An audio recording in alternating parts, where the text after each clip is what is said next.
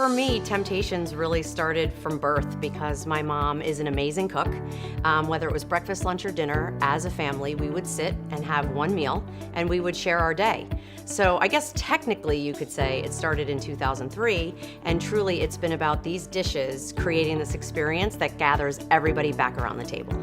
I am always hearing what people would love to see next, and something I heard loud and clear was something like Tara at Home, which for me is truly inspired by elements of nature. The sculptural detail that's involved, the glass glazes truly make it works of art, yet it still incorporates everything that has been so popular with our collections, which is the fact that they go in the oven up to 500 degrees, the dishwasher, the freezer, the fridge, the microwave, and they are one dish cooking. So you're prepping, cooking, serving, and storing all in that one dish.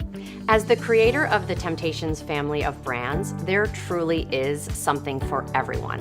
Whether you love the hand-painted pieces, whether you love more of the solid detail, or you love the sculptural detail and glass glazes that we incorporate, there's truly a color, a pattern, and a look for everyone.